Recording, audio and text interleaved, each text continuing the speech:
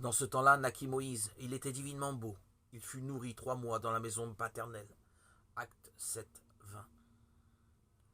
Peu avant la naissance de Moïse, le décret du Pharaon avait paru. Les Israélites devaient jeter dans le fleuve tout garçon nouveau-né.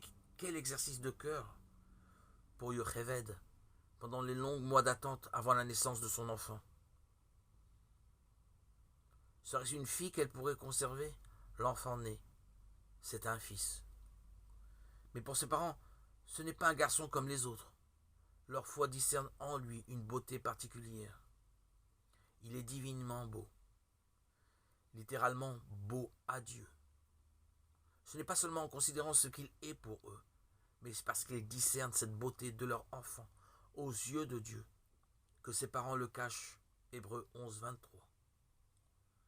Dieu montrait le prix que Moïse avait à ses yeux, mais il n'y avait pas de place dans ce monde pour cet enfant. Il n'y aura pas de place non plus à Bethléem pour l'enfant Jésus.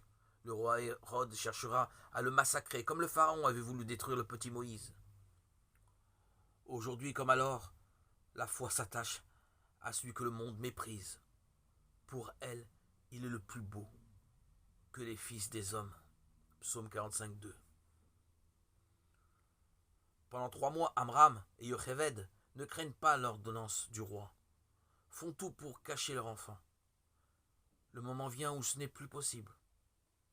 Avec quel soin la mère prépare alors le coffret, l'enduit, de bitume, de pois, le dépose parmi les roseaux du Nil, sous la surveillance de Marie. Pendant quelques années, les enfants des parents chrétiens sont tout particulièrement sous l'influence de leur mère, qui les entoure de protection et de soins. Puis vient un moment où il faut exposer l'enfant au milieu extérieur. Il va à l'école, il a des contacts avec ses camarades, ses petits voisins. Sachant bien qu'elle ne peut pas toujours garder son trésor auprès d'elle, une mère chrétienne veillera alors à ce que, dans cette nouvelle période, toutes les précautions possibles soient prises, afin qu'il ne soit pas inutilement exposé à des influences mauvaises. Par-dessus tout, elle aura la foi de le remettre aux soins du Seigneur, qui est puissant pour le garder au milieu même de ce monde mauvais.